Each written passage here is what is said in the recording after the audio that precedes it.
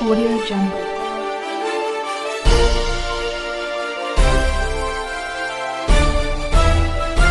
Audio Jungle.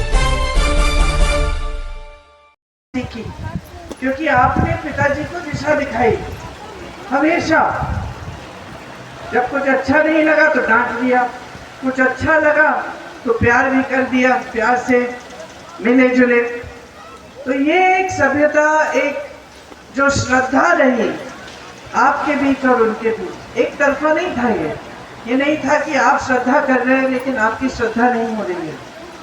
तो ये जो यहाँ की जो सभ्यता है राजनीतिक, और यहाँ की जो पुरानी परंपरा है जो आप ही ने स्थापित की यहाँ और रायबरेली में, दोनों जगह, ये इस देश की पुरानी राजनीतिक परंपरा होती है।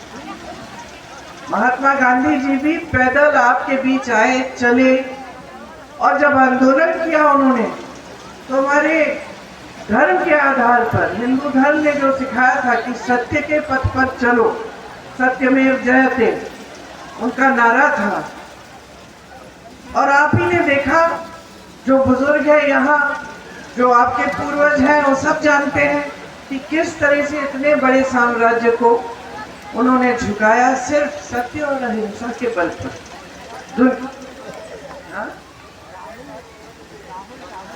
जमीन दी किसानों को आजादी के बाद, फिर इंदिरा जी ने भी पट्टे दिलवाए। तो ये सब काम थे जो मिलजुल कर हुए जब जनता और नेता एक साथ काम करते थे। मतलब नेता का इतना घमंड अहंकार नहीं होता था कि जनता के प्रति कोई जवाबदेही नहीं है। तो ये आपने यहाँ स्थापित किया, यहीं से शुरुआत हुई। और बड़े बड़े आंदोलन जो देश में हुए 100 साल पहले तक के, किसानों ने जो आंदोलन किए वो भी यहीं से शुरू हुए। किसान यहीं शहीद हुए इस देश की आज़ादी के लिए। तो आप सबसे पहले तो समझ लीजिए कि आपका जो क्षेत्र है देश के लिए, देश के लोकतंत्र के लिए कितना महत्वपूर्ण है। लोकतंत्र जब स्थापित हुआ देश में, जब देश आज़ाद हुआ, तो उसका मतलब क्या था बहनों? लोकतंत्र का मतलब क्या होता है? लोकतंत्र में जैसे अगर आपके पास वोट का अधिकार है, आप गांव की महिला हैं, आपके पास उतना ही अधिकार होगा जितना प्रधानमंत्री जी के पास है। आपके पास भी वोट है, उनके पास भी वोट है। लोकतंत्र ने आपको ये शक्ति दी है कि कोई बड़ा छोटा नहीं है, कोई अमीर गरीब नहीं है। लोकतंत्र के लिए आपको भी एक वोट, इनको भी एक वोट, हमको भी एक वोट दिया गया है। और इस वोट से आप अपना भविष्य बदल सकते हैं, अपने अधिकारों को मजबूत कर सकते हैं। आप एक नई सरकार चुन सकते हैं कि भाई आपके लिए काम क्या करेगी, वो समझ के अपनी जागरूकता से। तो यहाँ की परंपरा जागरूकता की रही है, लोकतंत्र को मजबूत रखने की रही है। अब पिछले 5-10 सालों में यहाँ एक नई राजनीति आई। उसमें सेवा का नाम नहीं था, श्रद्धा का नाम नहीं था। आपके जो सांसद हैं वो यहाँ सिर्फ एक मकसद से आई। क्या था मकसद उनका? कौन बताएगा? राहुल जी को हराना। उनका एक ही मकसद था कि यहाँ आकर राहुल गांधी के खिलाफ चुनाव लड़ेंगी और राहुल गांधी को हराएंगी। यही मकसद था। इस मकसद के लिए उन्होंने तमाम झूठ फैलाए। हमने आपके लिए वो समूह की परियोजना शुरू की थी, महिलाओं के लिए, बहुत महिलाएं उसमें थी। उन्होंने कहा हम उसके जरिए आपसे जमीन लूट रहे हैं। सारा पूरे देश में फैला लिया कि हम जमीन लूटने के लिए ये परियोजना बनाई। तो अब जितनी भी महिलाओं को लाभ हो रहा था उन परियोजना के होने से, बंद हो गया। परियोजना ही आज से बंद करनी पड़ी। तमाम केस डाल दिए उन पे। उनका मकसद हमेशा से नकारात्मक रहा है, कोई सकारात्मक मकसद नहीं है। तो यहाँ इसलिए नहीं आए क्योंकि आपके प्रति श्रद्धा थी, या आपके साथ एक रिश्ता था, या फिर आपका विकास कराना था। वो तो यहाँ इसलिए आए अपने राजनीतिक मकसद को पूरा करने के लिए। बस मकसद पूरा हो गया, पिछले चुनाव में भैया हार गए, तो फिर विकास, काम, सबका नामो निशान नहीं।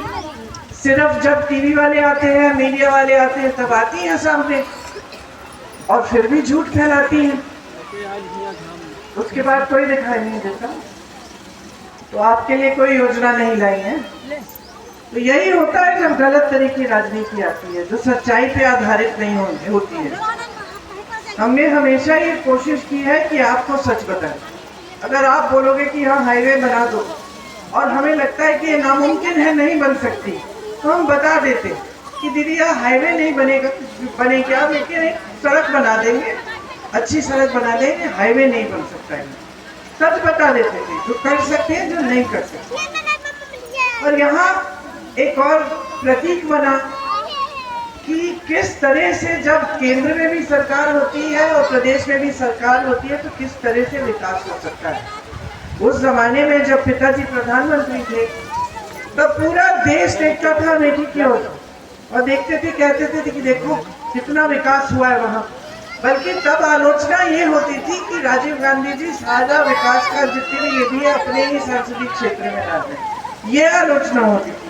लेकिन ये आलोचना कभी नहीं हुई कि यहाँ विकास नहीं हो रहा है।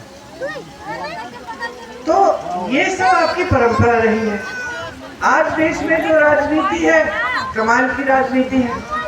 आज का जो भाजपा का जो नेता है, चाहे वो प्रधानमंत्री हो, चाहे आपके यहाँ के सांसद हो, ये सब सोचते हैं कि जनता के प्रति कोई जवाबदेही नहीं है, क्योंकि इन्होंने धर्म के आधार पर आकर आपसे वोट ले लेना है। तो मैं किसी के घर गई यूपी में, जब मैं फिरोजाबाद में मैं काम कर रही थी, किसी के घर गई, एक महिला थी घर में, तो मैंने पूछा कि पानी आ रहा है? नहीं। अच्छा, सड़क बन गई तुम्हारी? नहीं बनी। बिजली आती है? नहीं, 2-2 घंटे आती है। रोजगार मिला किसी को? नहीं मिला। बच्चे पाठशाला जाते हैं, यहाँ कोई अध्यापक नहीं आता, हम लोग जो पढ़ा सकते हो पढ़ा लेते हैं। फिर मैंने पूछा अच्छा वोट किसको देंगी? तो कहती है उसी विधायक को देंगे जिसको पिछली बार दिया। मैंने कहा उससे पहले? कहती उसी को दिया। तो मैंने कहा तो काम क्या किया है इसने तुम्हारे लिए? कहती है कुछ नहीं किया दीदी। मैंने कहा फिर क्यों वोट दे रहे हो? हमारी जाति का है और हमने शपथ ली है धर्म के नाम पर, भगवान के नाम पर, हम भाजपा को वोट देंगे। हंस रही है, अच्छा है हंस रही है। नौजवानों समझ जाओ ये चीजें, मतलब अंधे होकर आप वोट दे रहे हैं। तो मैंने समझाया कि आप तो वोट दे रहे हैं इनको भगवान के नाम से, धर्म के नाम से, लेकिन इनकी जवाबदेही कहाँ है? कुछ काम नहीं कर रहे हैं। ये सोच रहे हैं कि 5 साल बाद आएंगे, फिर से वही बातें आपके घर आके दुर्दुरिया कर लेंगे, आपको बोलेंगे भगवान के नाम वचन दो कि आप हमें वोट देंगे, आप वोट दे देंगी। काम करने की जरूरत ही नहीं है। तो आपने जब इस राजनीति को उभरने दिया तो जनता के प्रति जवाबदेही खत्म कर दी है। लगभग 10 सालों में प्रधानमंत्री जी तक के व्यक्ति जो इस देश का सबसे बड़ा पद संभाले हैं, वो भी इतना आदर नहीं करते हैं इस देश की जनता का कि अगर चुनाव में आए हैं प्रचार करने के लिए, वोट मांगने के लिए, तो कम से कम जनता को इतना बता दे कि 10 सालों में किया क्या है आपके लिए। इतना भी आदर नहीं है, आपसे फिजूल की बातें कर रहे हैं। आजकल मैं देखती हूँ, मुझे यकीन नहीं होता कि ये देश के प्रधानमंत्री हैं। कभी कह रहे हैं कि सावधान रहो, और हंसोगी सावधान रहो, कांग्रेस पार्टी वाले एक्सरे की मशीन लाएंगे तुम्हारे घरों में और वो एक्सरे की मशीन तुम्हारे मंगलसूत्र, तुम्हारे गहने को खोज लेगी और कांग्रेस वाले उसको चुरा के किसी और को दे देंगे। ये बात कह रहे हैं, कोई कम नहीं, हमारे देश के प्रधानमंत्री कह रहे हैं। एक जगह तो गुजरात में उन्होंने कहा कि अगर तुम्हारी 2 गाड़ियां हैं, एक गाड़ी चोरी हो जाएगी, और अगर 2 घर हैं तो कांग्रेस वाले एक घर ले लेंगे, और अगर 2 भैंस हैं तो एक भैंस चोरी करके कांग्रेस वाले ले जाएंगे। ये बातें हमारे प्रधानमंत्री कर रहे हैं। अब हम लोग, तुमसे छोटी थी मैं, जब मेरे पिताजी ने मुझे भेजा यहाँ प्रचार करने के लिए, तो मैंने पिताजी से पूछा कि मैं क्या कहूँ मैं जनता को, तो उन्होंने किसी भैंस की बात नहीं की।